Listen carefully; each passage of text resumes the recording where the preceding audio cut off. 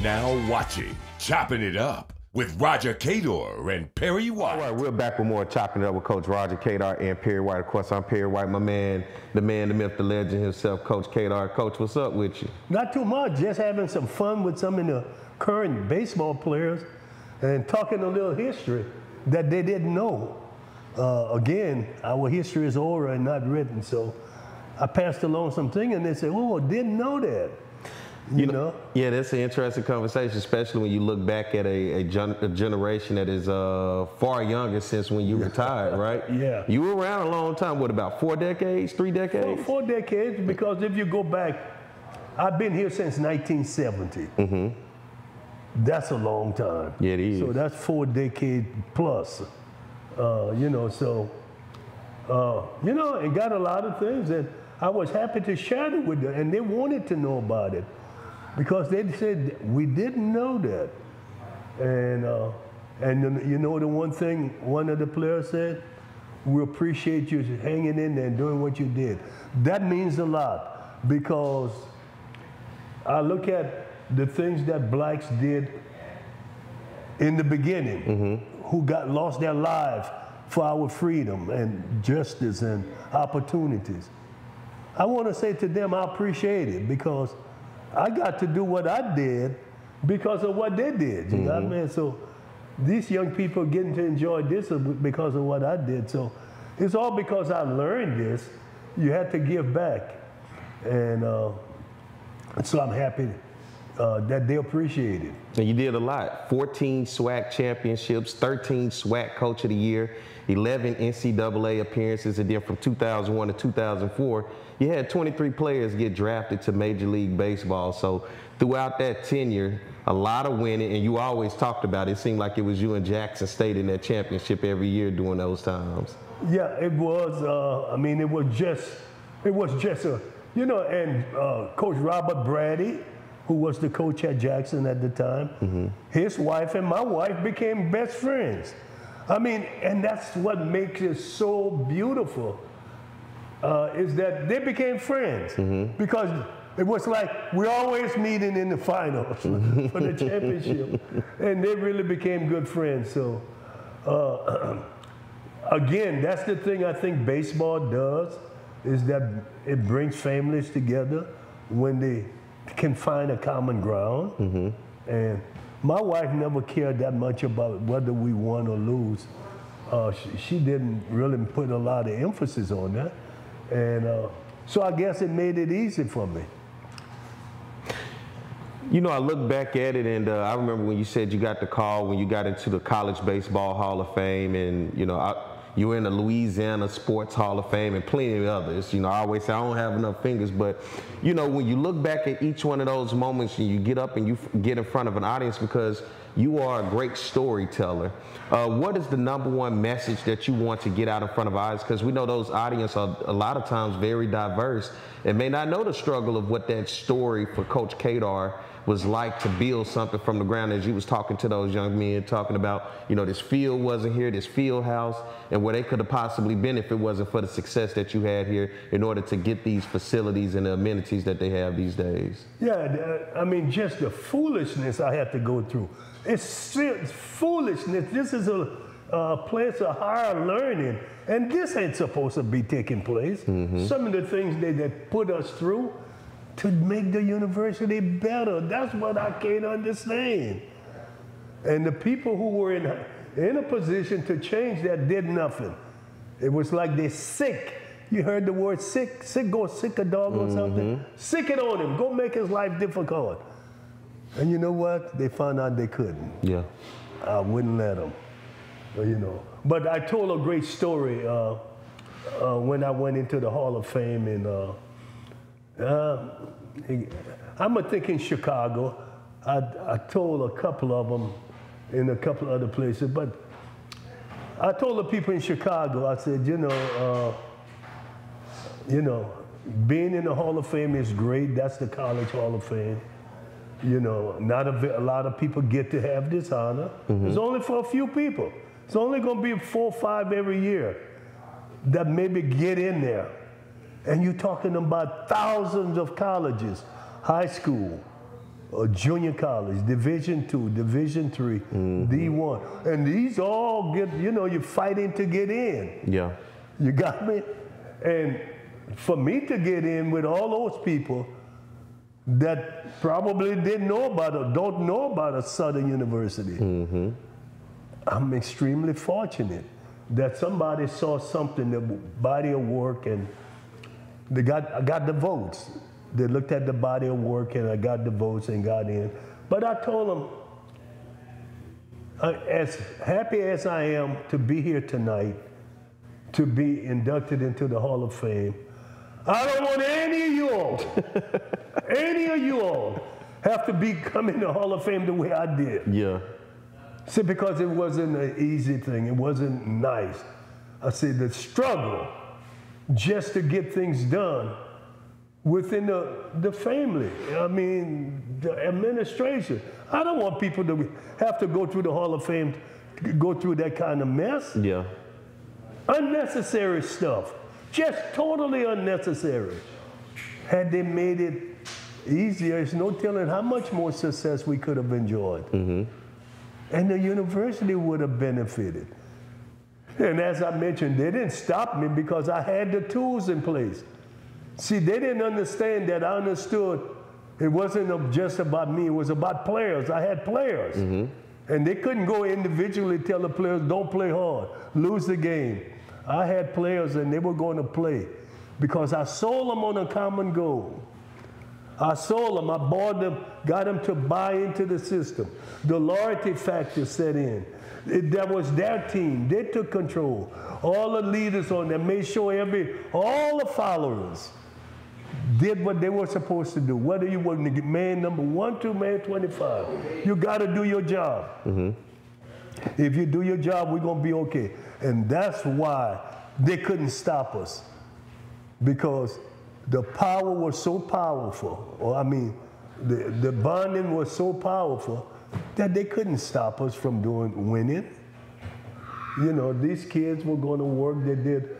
I had a kid from Tampa, Florida, the crime dog, first cousin, Fred McGriff. Any of you heard of the crime dog? Yeah, Scruff McGruff. The crime dog.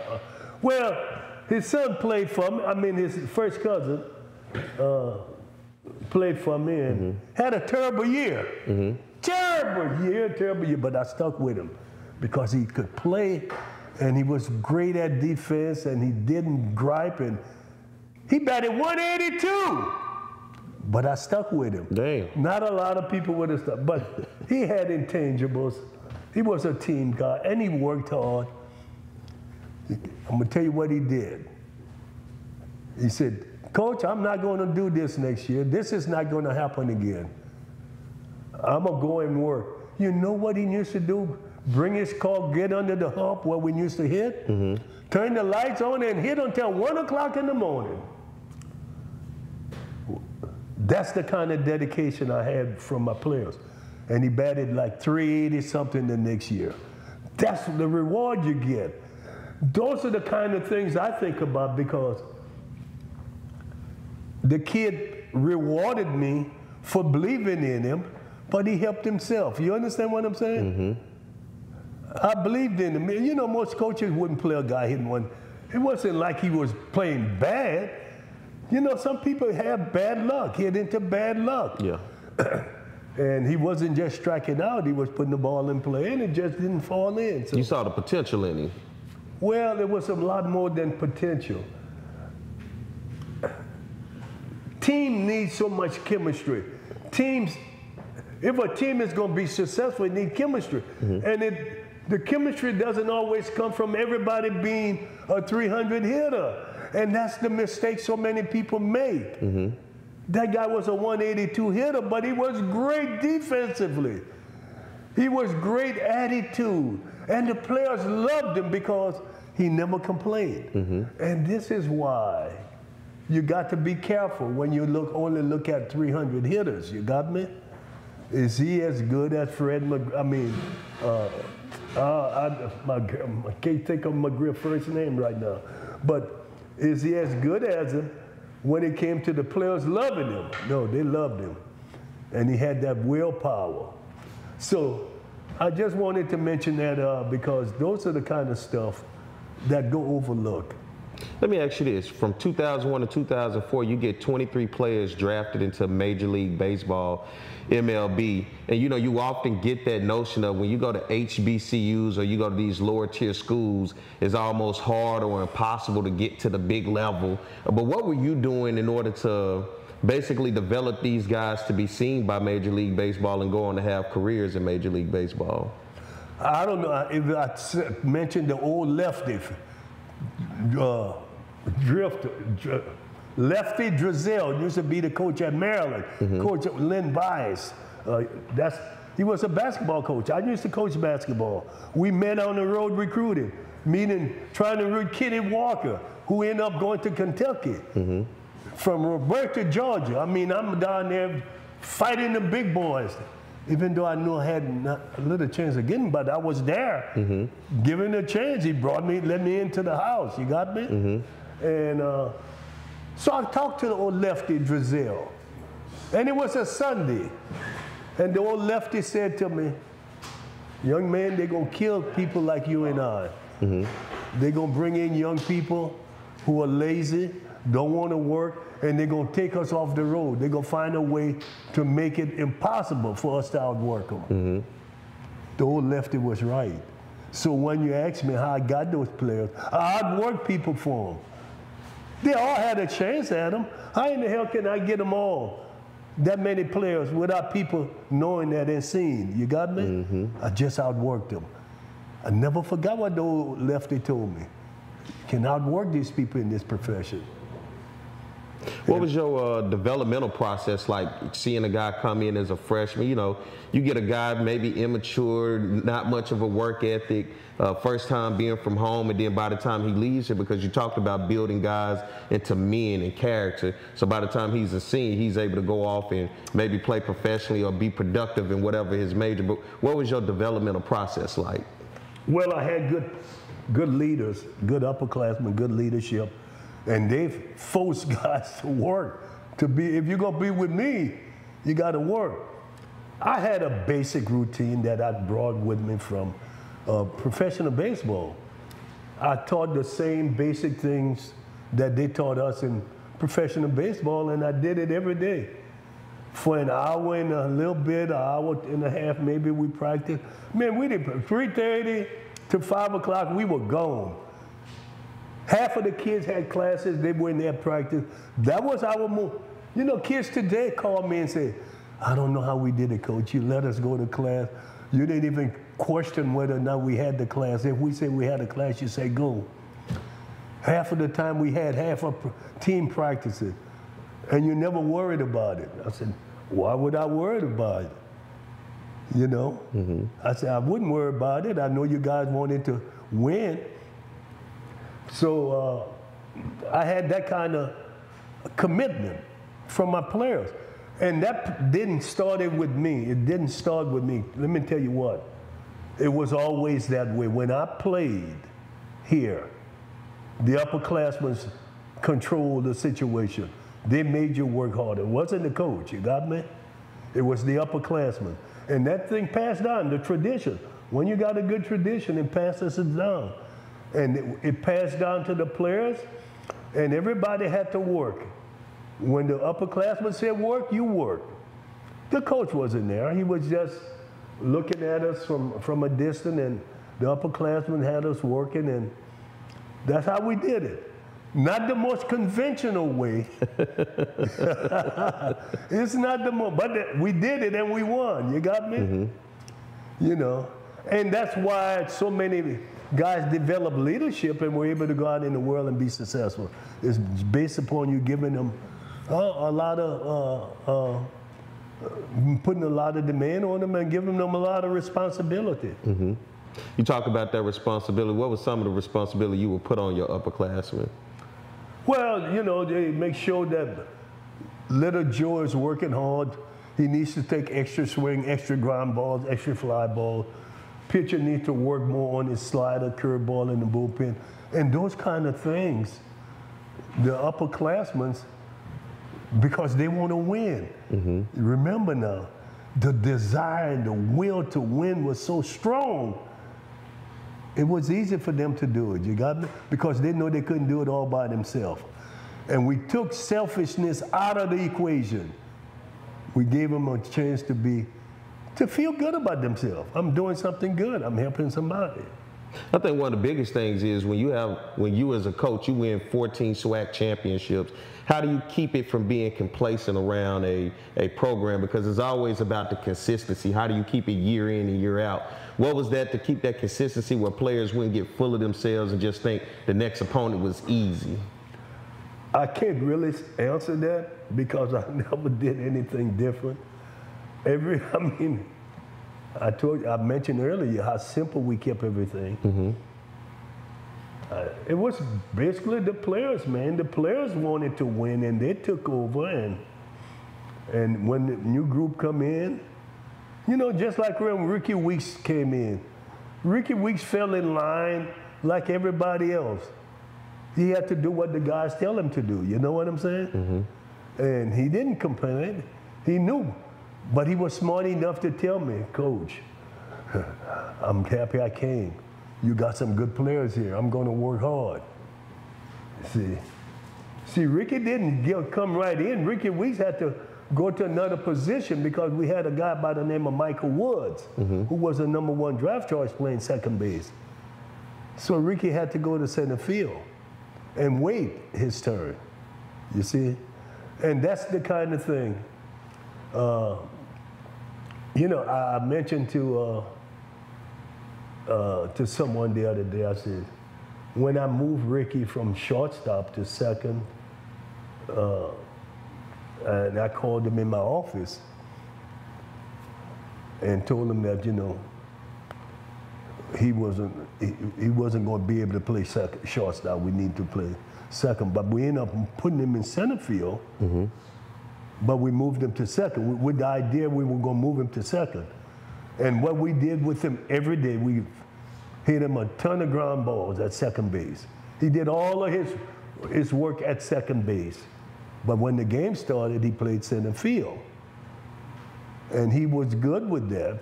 And then he understood that the players that was in front of him were better than him. Mm-hmm. And he told me that. And when you can get a player to admit what you're doing is better for the team, you're not going to have any problem. You got me? And I pretty much told him, I said, you're going to play big league at second base. So it's just going to take some time, big guy. Yeah. So it's going to take some time.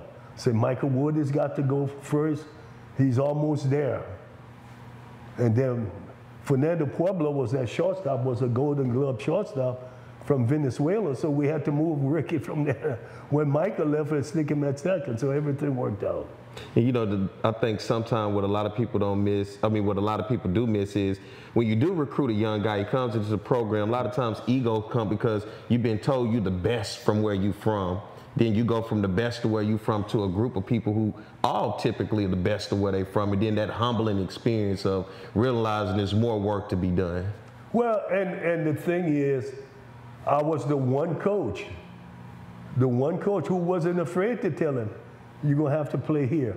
You know how many coaches would have wilted under the pressure of not putting Ricky Weeks at shortstop, mm-hmm. even though that wasn't the best thing for Ricky? But the coaches couldn't have done it. You know what I'm saying? Mm-hmm. I did it. It worked out pretty easy. It was quite easy, to be honest with you.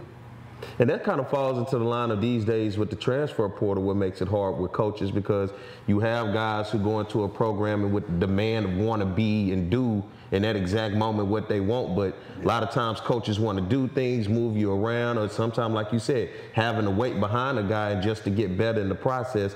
That makes it, I think, a lot tougher these days with the transfer portal because guys are not buying into programs like they used to in order to put into the culture. That's right. It's going to be tough for a coach to move a guy. You know, it's going to be very, very difficult. Or the guy abandon him and take out in the middle of the night mm-hmm. and go to the next place where the next coach is weaker and going to let him do what he wants. It's not going to be the best thing for him. But people are always looking for a weakling. And they got a lot of weak coaches out there and administrators. Let me not leave them out. They're worse than the coaches when it comes to weakness. Because parents call, and they become afraid. Yeah. And the parents stick it definitely in it a lot because, you know, they're sending their kid to that school, and once again, it goes back to where he was the best of where we come from, so you demand for him to play and do these things right now. You see, I don't know if I could survive in this type of environment. My attitude maybe wouldn't let it happen. But boy, I'm telling you, I sure in the hell think I would. I think I can find enough parents and players who would want the demand that I'm going to make. And the thing that I'm going to do for them, I think they would want that. The road is spacious, but a lot of them on the road leading off into somewhere else. The road that I'm going to walk on is very thin with the people, but there is enough people you can find that would want to be able to live by the demands. You got me? Yeah. You think we've turned into less of a demand society and more of a gimme society? You already know that answer. Why ask me that? You know it. Well, you know, I asked from a different perspective because I know, you know, your generation growing up, hard work was nothing less. If you wanted to make something and be something, it was through hard work because the opportunities did not afford itself the way that we have today. And then even with my generation growing up, we were kind of on the backside, but we were still raised from that same philosophy of hard work, determination, adversity. And it seems kind of like these days, adversity is kind of being a thing of the past. Like, you know, you get parents, coaches, and everybody who want to shield you from the toughness and the harshness of what life could be, and especially being on the team. Yeah, there's a lot of failure involved in sports, and it's good because it teaches the reality. See, life, there's a lot of failure in life. People just don't pay attention to them. You know what I'm saying? Just go through the course of a day. How many things you want to get done and you can't get it done? You got me? Don't go your way. You got me? But you just move on. You got me to the next thing. But that's the way it is. Sports have a way of giving you the necessary experience that you can deal with some of the more difficult failures that you may endure in life, like a breakup with a girlfriend. You don't jump off the mountain into the valley. What, did I say that right? Yeah. Don't jump off of that mountain. It happened. You find a way, you maybe make up with her. You know. We'll go get you another girlfriend. Well, you see, I'm not gonna get into that. Oh well. That's making it too easy. Oh, okay. Well, yeah, you got to go put in the work. You got to go get her back. Well, that person may be the best person for you. It's just that you ran into a little difficulty. Yeah. You need to work it out. You know what I'm saying?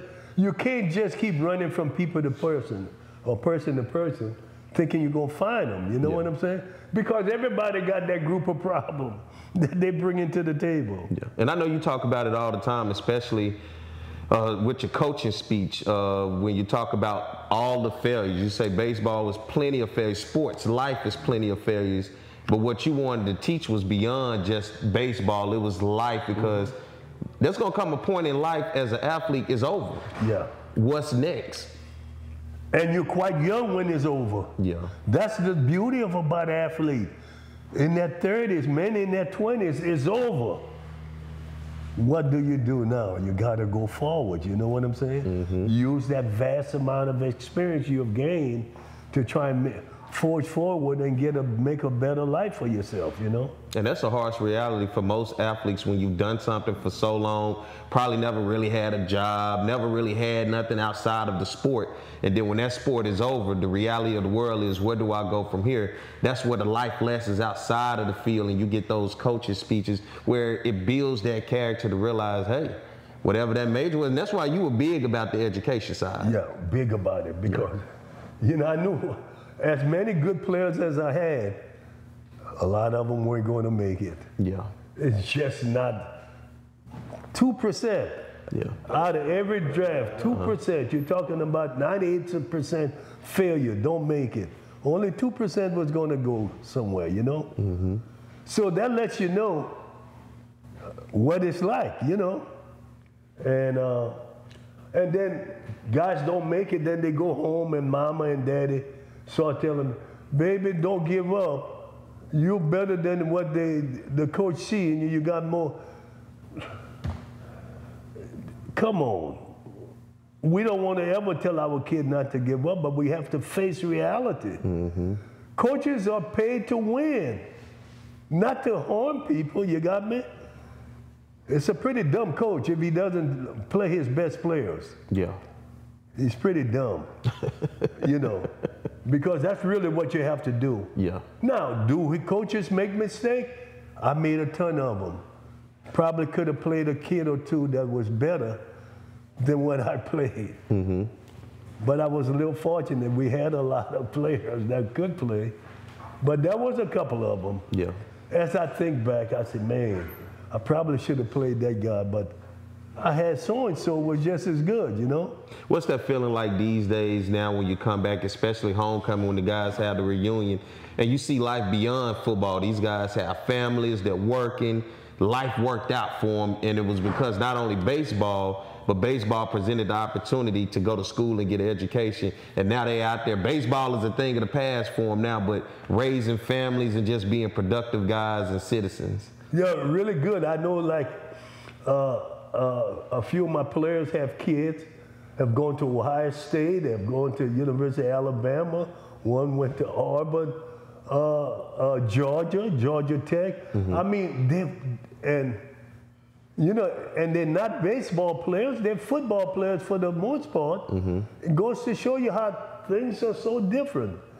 You know, there are a few that have baseball players, but the better ones end up being football players. Yeah. You know. And I think the biggest thing when you look at them, you know, you had to go to some tough places to get a lot of those guys out of there and to change their lives forever, where they didn't have to get caught up into that hood environment. As you told me those stories all the time, going into Chicago and Detroit and all of these places where, man, it was tough to get kids out of. Very tough. East St. Louis. East St. Louis, don't forget about that. You know, I didn't tell you the story about East St. Louis. I was coaching basketball the first time I went in there, and that was about 1981. 1981, maybe 19, but let's say 81. And I was recruiting a guy last name Jackson. He ended up going to Kansas State.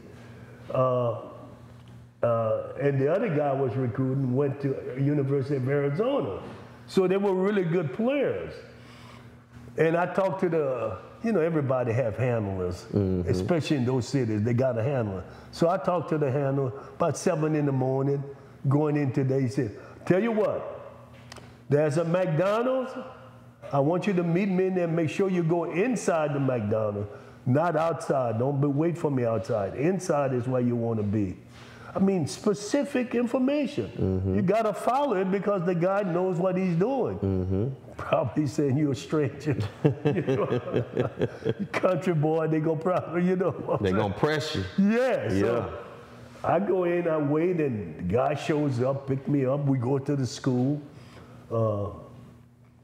Jackie Joyner Kersey went to that school. You heard of her? Not a good-looking school from the outside. A little frightening. But I went inside, and my heart opened up. The art, work, and design, the drawing, and cleanliness, and everything on the inside was off the chart. And the kids had done so much artwork on the walls in there. You know what I'm saying? I was so taken by that. I was emotional. Because I said they put them in almost an old abandoned school, but the kids went inside and found joy and did something. You got me? And so that was something that really, I'll never forget that, you know. There are some stories you just can't forget. Yeah. You know, the system tried to destroy you, but you find a way to succeed. You got me? And those kids in East St. Louis, I think it was Lincoln High School. I can't remember the name of the school particularly. But I do remember the fact is that the artwork was off the wall. You know, and it was clean. And the kids were very disciplined in there. And we were talking about East St. Louis, Illinois, which is probably right now one of the toughest places on earth to live. Mm-hmm. You know. But I went in there.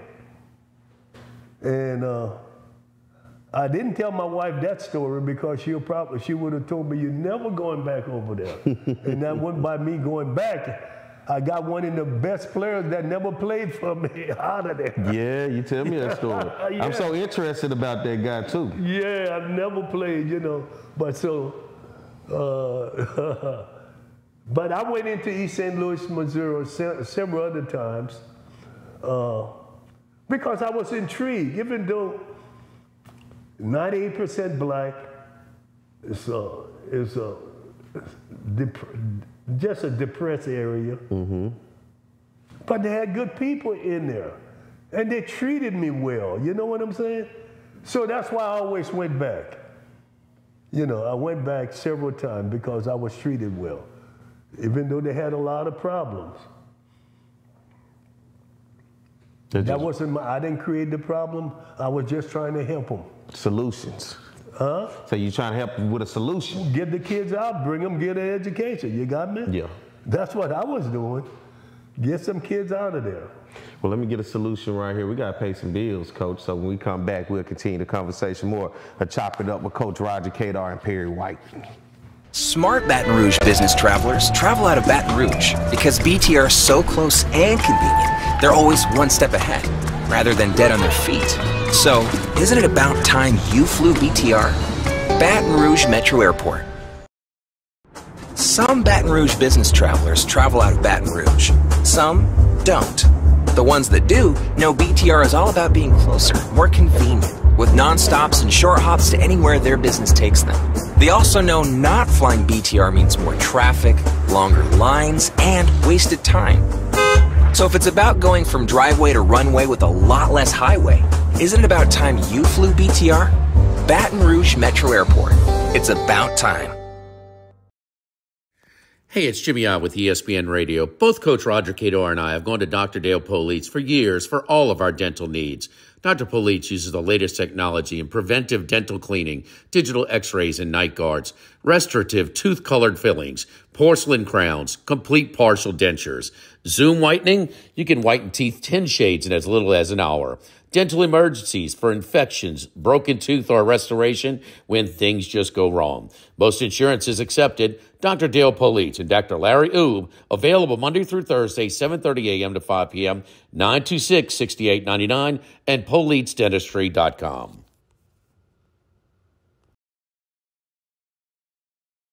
Getting a letter from the IRS that you owe back taxes can be scary, but it doesn't have to be. Call Go Tax Resolution in Lafayette at 337-420-1040 today. We'll help stop garnishments, levies, and seizures immediately. With over 35 years of dealing directly with the IRS, our team of local professionals will help you pay the least amount possible. So if you owe back taxes to the IRS, you need help. Call the tax professionals at Go Tax Resolution in Lafayette at 337-420-1040. Your go-to tax relief. Have a passion? We've got the place. Gear up for where the rubber meets the mud, or stir up memories of a lifetime. Reach new heights.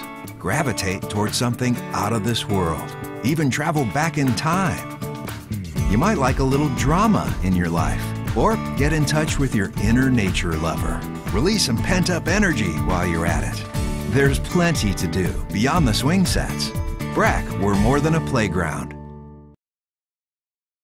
With over 60 years of combined experience, Kathy Sherburne and Anna Barnett bring a wealth of knowledge and excitement to the framing industry. Keeping strong to the Louisiana culture, Acadian Frame and Art has numerous local artists and sports team memorabilia for their customers to choose from. Whether you're creating a gallery-like setting in your office or simply looking for some fun art for your kids' playroom, Acadian Frame and Art is your one-stop picture framing spot. Call 225-927-6129 or go to www.acadianframe.com.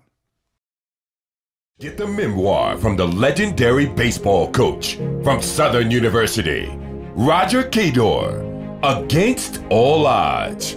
Roger refused to let his past dictate his future. by rising to legendary college baseball status. An inspiring story of tenacity, faith, and hope. Against all odds, chronicles Coach Cador's determination to reach higher, to want more, and to dig deeper to find the courage to chase his dreams. Against all odds, get yours today by Cador and Cador Publishing. You are now watching Choppin' It Up with Roger Cador and Perry White. All right, we're back with more Chopping It Up with Coach Roger Cador and Perry White. I'm Perry White. He's the man, the myth, the legend himself, Roger Cador. Thanksgiving weekend. First of all, how was your Thanksgiving, man? We jumped right into the show. Yeah, it went well. I didn't do very much, but it went well. Did some cooking, turkeys with the district attorney, Hilla Moore, what we usually do on Thanksgiving. We gave some turkeys away, so. It's good helping out the community. You still involved with helping the community? Always. Yeah. Well, always will be. The community is important to me. It's been, the community helped make a lot of things happen for me when I was coaching.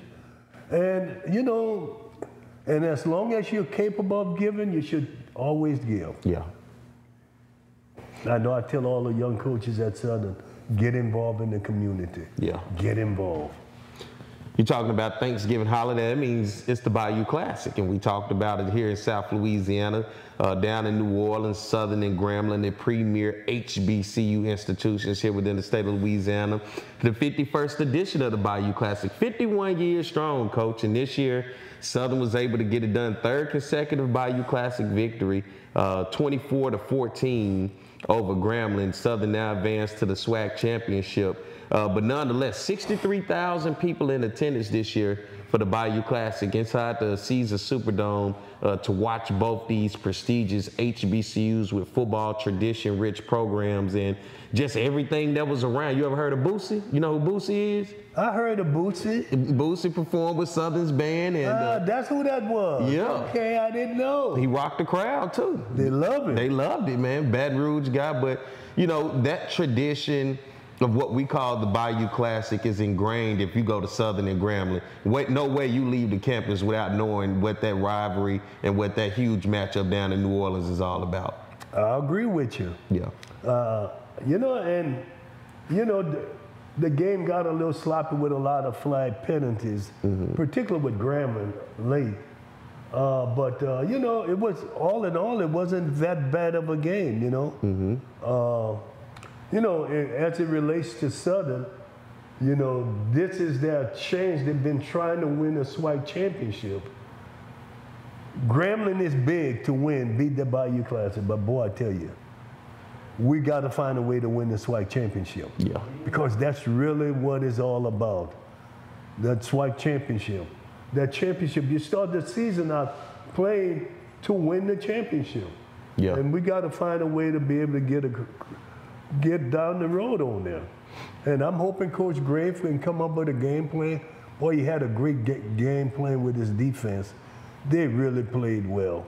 Got to get some offensive production, but, you know, they did it when they had to. Yeah, to beat Jackson State, who had, of course, T.C. Taylor, their head coach. He won Coach of the Year. They had the Offensive Player of the Year, Irv Mulligan, their running back. You know, they're pretty loaded, and they're good on special teams. They have a great punter, kicker, got a pretty good wide receiver in Fortillion, and one of the top defenses in FCS football. Then you look at Southern on the other side. They have a damn good defense, as you just talked about, but the struggles have come on the offensive side of the ball. They went with Jalen Woods in this past game, his second start, a redshirt freshman from Georgia, and they seem to kind of settle in with him because they've gone through that roster of quarterbacks all season. First string, second string, third string. Noah Biden, Xavier Tissett, and now all the way down to the third string quarterback, Jalen Woods. But Jalen, even as the third string quarterback, has seemed to outplay those guys in the last two games. Well, he did pretty good. You know, I saw some play on that offensive line that just not going to do it. They're going to have to do better on the offensive line. I mean, that's probably some of the quarterback's problems, is that the offensive line is not doing a good enough job to give them a little time. You know what I'm saying? So if the offensive line can improve, I think the quarterback play will improve. Yeah. You're looking at Dean, Kobe Dillon, Kendrick Grimes, the running backs for Southern, where Southern's run game is pretty much been the offense, getting them on the board and keeping time of possession for Southern on that side, even when the quarterbacks had their struggle. But they're going to have their hands filled. 1 o'clock kickoff this Saturday in Jackson, Mississippi. We're looking at a high hovering around 50-ish degrees with a possibility of rain. Oh. Yeah, it's going to be that type of weather. Oh, my. That might work out in Southern's favor, though. A team with a struggling quarterback, where if you're going to ground and pound, hey, you keep running at a guy in 50 degrees and rain, I think a guy eventually kind of break a little bit by the time you get to the fourth quarter, huh? I don't know. Well, let me keep running into you for 4 quarters in the cold and the rain, and by the fourth quarter, you're going to be sick of this. Yeah, I just want to see them do a better job blocking on that line, creating a lane for the running back and for where they could pass the ball. You know? I think they have to pick up some yard passing. And Jalen Wood wasn't that bad. Mm-hmm. He really wasn't. But, you know, I'm glad I was a baseball coach and not a football coach. You going to tune into the game this Saturday? I certainly will. Tune in. It's going to be on ESPN2. It's going to be the game of the year for the SWAC, of course, being for the SWAC championship. Winner advances to take on South Carolina State in the Celebration Bowl, which former offensive coordinator and offensive line coach here at Southern, Chennis Berry, is now in year 1 at South Carolina State. He's won the MEAC 5-0. His team has already punched the ticket to the Celebration Bowl, so the Bulldogs will be sitting back watching and waiting on who wins this game between Southern and Jackson. Oh, Barry used to coach here. Yeah, he was offensive coordinator under Dawson Odoms. Oh. Mm-hmm. And he beat Dawson Odom this year. He did. The final game of the season, Norfolk versus South Carolina State. And Dawson Odoms was recently reassigned. He's no longer the head football coach at Norfolk State. Reassigned, so we're going to keep you for them 2 years, but you're not going to coach our team. Can't afford to probably pay you out, but we'll find you something to do around here. Yeah, ain't going to find nothing. They never find nothing. I mean, you know, you can't, you know, I never understand that philosophy. You get rid of a coach, you say, I'm going to reassign you. You put him, you think that person going to be happy doing what you want them to do. You might as well pay them off and let them go. You understand? That's just, whoever came up with that reassignment mess for coaches. Other people may be different. Coaches are different. Mm-hmm. I mean, they've got a different mentality. Yeah. And you have to understand that. This is why I say presidents, they really don't understand athletics a lot. You can't reassign a coach. They're aggressive in nature. They don't like being told what to do. And you just need to let them, if you're going to fire them, pay them and let them go. Yeah, 2 coaches got fired in the SWAC. Bubba McDowell at Prairie View, and then recently, just yesterday, Connell Maynard at Alabama A&M. So those 2 programs going to be looking for head football coaches. They got the coach at A&M? Yeah, Connell Maynard. He was let go yesterday. No, they didn't reassign. They let him go. Yeah. Wow. Wow. So how many coaches that make? That's 2 coaches that have been fired in the SWAC and 1 in the MEAC so far. Yeah. I got the feeling this ain't it. Well, you know, when you look around the conference, there are a lot of young coaches in terms of coaching career. It is filled with first-year coaches, just like Terrence Graves here at Southern, and it's filled with second-year coaches. So you got a lot of coaches in this league who are in year 1 or year 2 within their programs. Yeah, that's true. So, you know, building up and trying to get those fan bases behind them. But I think Terrence Graves did a good job of getting Southern's fan base behind him in year 1, getting into the championship. Just watch that doing fan base, Terrence. That fan base is not realistic. They want you to win it all. They want you to win it all. Or, you know, all it takes one person in to holler, there's fire in the building. Mm-hmm. You know, and everybody start running to the door. That's it. You know. Well, let's get ready to take a break here, and we'll come back and continue the conversation more, chopping it up with Coach Roger Cador and Perry White. Smart Baton Rouge business travelers travel out of Baton Rouge because BTR is so close and convenient, they're always one step ahead, rather than dead on their feet. So, isn't it about time you flew BTR? Baton Rouge Metro Airport. Some Baton Rouge business travelers travel out of Baton Rouge. Some don't. The ones that do know BTR is all about being closer, more convenient, with non-stops and short hops to anywhere their business takes them. They also know not flying BTR means more traffic, longer lines, and wasted time. So if it's about going from driveway to runway with a lot less highway, isn't it about time you flew BTR? Baton Rouge Metro Airport. It's about time. Hey, it's Jimmy I with ESPN Radio. Both Coach Roger Cador and I have gone to Dr. Dale Police for years for all of our dental needs. Dr. Police uses the latest technology in preventive dental cleaning, digital x-rays and night guards, restorative tooth-colored fillings, porcelain crowns, complete partial dentures. Zoom whitening, you can whiten teeth 10 shades in as little as an hour. Dental emergencies for infections, broken tooth, or restoration when things just go wrong. Most insurance is accepted. Dr. Dale Police and Dr. Larry Oob, available Monday through Thursday, 7:30 a.m. to 5 p.m., 926-6899, and PoliceDentistry.com. Getting a letter from the IRS that you owe back taxes can be scary, but it doesn't have to be. Call Go Tax Resolution in Lafayette at 337-420-1040 today. We'll help stop garnishments, levies, and seizures immediately. With over 35 years of dealing directly with the IRS, our team of local professionals will help you pay the least amount possible. So if you owe back taxes to the IRS, you need help. Call the tax professionals at Go Tax Resolution in Lafayette at 337-420-1040. Your go-to tax relief. Have a passion? We've got the place. Gear up for where the rubber meets the mud, or stir up memories of a lifetime. Reach new heights, gravitate towards something out of this world, even travel back in time. You might like a little drama in your life, or get in touch with your inner nature lover. Release some pent-up energy while you're at it. There's plenty to do beyond the swing sets. BRAC, we're more than a playground. With over 60 years of combined experience, Kathy Sherburne and Anna Barnett bring a wealth of knowledge and excitement to the framing industry. Keeping strong to the Louisiana culture, Acadian Frame and Art has numerous local artists and sports team memorabilia for their customers to choose from. Whether you're creating a gallery-like setting in your office or simply looking for some fun art for your kids' playroom, Acadian Frame and Art is your one-stop picture framing spot. Call 225-927-6129 or go to www.acadianframe.com.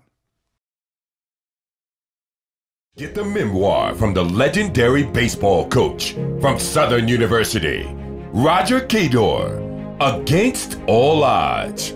Roger refused to let his past dictate his future by rising to legendary college baseball status. An inspiring story of tenacity, faith, and hope. Against All Odds chronicles Coach Cador's determination to reach higher, to want more, and to dig deeper to find the courage to chase his dreams. Against All Odds. Get yours today by Cador & Cador Publishing. You are now watching Chopping It Up with Roger Cador and Perry White.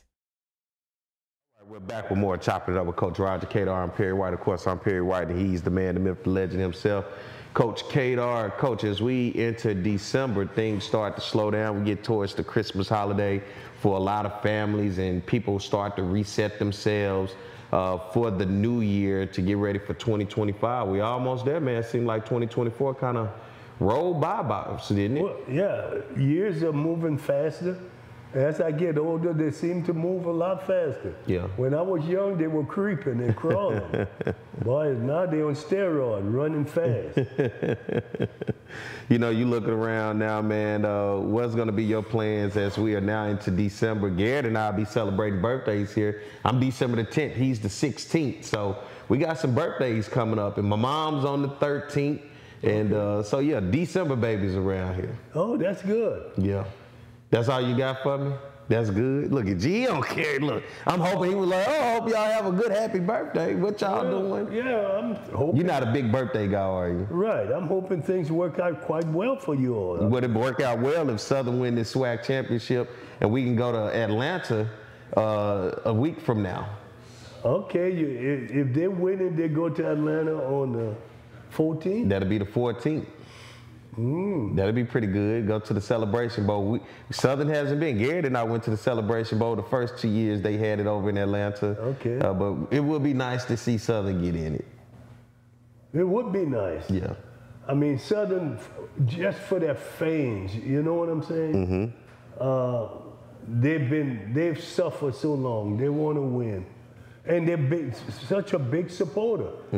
That's the one sport they support. Football, you understand? I mean, there ain't no fame in number supporting any other sports at Southern. Football is it. And we'll be lying if we say anything else. Yeah. It's football. That's all they see. And that's good. I have no problem with that. Because it's their money and they have the right. We live in a great country. You got me? What are you looking forward to? What are you getting into? I know things, you're always a busy guy helping the community, moving around. What are you getting into this month? I leave Saturday. I go and do a clinic with Major League Baseball on to Panama on the 9th, 8th, 9th, 10th. And so I'll leave on Saturday. And then in February, I do the Andre Dawson invitation with Major League Baseball again. And then we get into the summer months, we do some more things we got going on. I think that's the only other thing, those two. I do something with the Players Association too, of MLB, but it may not be until July. So we got some things going on. Yeah. That's gonna keep me busy. That's all you want to do is just keep it going, huh? Keep it going, you know, twice a month, once a month. You know, I can break away and do it and deal with refreshing people. You know, people who are very refreshing and upbeat, so we'll make it happen. And I got to ask how things going with the planning for the All-Star this year, going to be in Atlanta. How things going with that? Because I can imagine they're going to bring it all out this year. Yeah. This will be the third year, especially with the HBCU All-Star game. We had a meeting, ironically, last week, a Zoom meeting, and trying to finalize the band situation. That's the big thing, because everything else they pretty much got, but the band is something they got to put. MLB is considering if they should invite high school band and two high school, two college band. They're torn in between if they want to do that, because they said they want to get the community of Atlanta involved, and the high school might be the best, bands may be the best way. And then bring in some college band from outside of the city. So we'll see how it works. You know who they should bring? They should bring Southern. Well, you know, ironic, we talked about Southern. Yeah, if you want to do Atlanta, Atlanta will come out for Southern. Believe it or not, Southern came up. You know, and Southern usually come up anyway. I mean, it's a natural thing. I'm there, they ask, and you know, and the guy who's got to push the finger for make the money happen said, well, we'll talk about it. I'll give you two. I'll help you out. Maybe Southern and North Carolina A&T. Well. Or Southern and FAMU. FAMU and Southern have two huge fan bases in Atlanta that would come out. And if you put them in there in the state, people will show up. Yeah. Atlanta is a huge HBCU hub, especially for FAMU and Southern alums. And about South Carolina State, they're closer than FAMU. Ain't nobody gonna come watch that band, Coach. They're not coming watch? They ain't gonna watch South Carolina State band. Okay, I mean, I don't know, I'm asking. Yeah. See, it's gonna I'm giving you box office for Atlanta. Okay. This is what, would you agree? If you put Southern and FAMU in Atlanta, not for your personal, not for you personal, but to bring fans out, to bring people out. people will come out in droves. Well, we're going to have a conversation in another couple of weeks here. And Tallahassee ain't that far? Yeah. Yeah. I'll be able to tell them, the experts I've spoken with say Southern and FAMU is a no-brainer. It's a no-brainer. If you just trying, because it's not a battle of the band, you just want to have the bands perform and have fans show up. Those are two that will have the people show up. Okay, that makes sense. Yeah. And you know, they pretty much, I could tell, you know, because you got schools in Atlanta, Clark, Morehouse, Morris Brown, whatever. Yeah. You got me? I don't know if they have bands, do they? They got some bands, but that's what I'm saying. The name of the game, what you looking for is selling tickets and filling seats. Right. They're not even considering them. They talk about bringing 2 high school bands out of Atlanta. Yeah, that ain't gonna sit there. Huh? That could. Jonesboro and somebody else. Yeah. Who? Jonesboro High School. They just did the Macy's parade. Yeah. Yeah. Well, that's what they were talking about, 2 high school bands and then 2 college bands. You see what I'm saying? So we'll be discussing it. Jonesboro, good. I need to know that. Mm-hmm. You know. I'm gonna tell you the college side. Tell them Southern FAMU, you don't get no better than that in Atlanta. Yeah. The folks gonna show up. You gonna get some seats sold and that thing, Coach. I can assure you. Yeah. Yeah. Well, I pretty much told them that these people like Southern and Sell, I tell them, you know, I said, take for instance Southern Graham and Battle of the Band. What they do, about 40,000 the night before? Yeah. You know, I mean, people go for their stuff. I mean, I wouldn't, but they do. Yeah. Because the thing about this is, it ain't the preference of a battle of the bands, sort of say. It's the preference of getting a fan base into the stands, and that's all you're looking at. If there's plenty of FAMU people that's in Atlanta, you want to get them into the stands because they have a huge base. Southern is going to attract just any and everybody because people want to see them. Yeah. You know, so that's why I think that'll work. And then high school bands, man, look, Atlanta is full of them. Southwest DeKalb, he talked about Jonesboro High School. There are plenty of schools that are around there that could be potential that I think can make that even bigger than what we've seen in Dallas and Seattle when you add that HBCU flair to it, because that's the flair that HBCUs, that's what we're known for. Well, I'm telling you, they want to make it big, and, you know, I'm just so glad I don't have to make the decision. Yeah. But they're going to take your input. You're the HBCU guy. Yeah, well. Yeah, they looking at, hey, coach, you know the culture, baby, better than anybody we know. You know. I get to sit and listen to what they throw on the wall, and I get to listen, oh, okay, yeah, this is good stuff.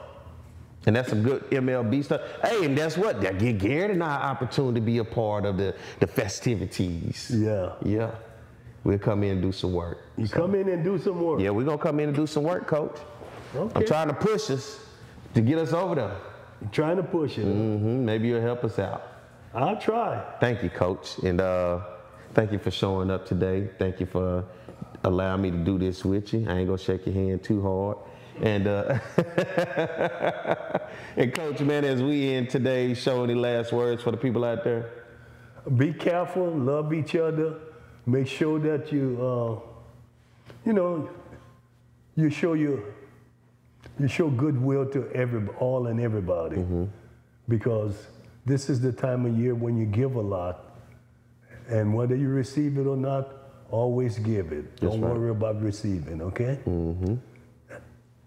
Well, appreciate you guys for watching out there. Be sure to hit that subscribe button right there on our YouTube channel. Become a subscriber today and get the notification every time we go live. We would love to have your support. As he said, give us a little support and love as we do the same to you as we bring you this show each and every week. And for everybody watching on our Facebook, you can go like and follow Coach Roger Cador on his page from what you're watching right now. From my man Garrett Edgerson working on the board, myself, Perry White, and Coach Roger Cador. We hope you guys have a great week. Hope you had a great Thanksgiving. And Coach, get us out of here. Catch y'all next week. Get the memoir from the legendary baseball coach from Southern University, Roger Cador, Against All Odds. Roger refused to let his past dictate his future by rising to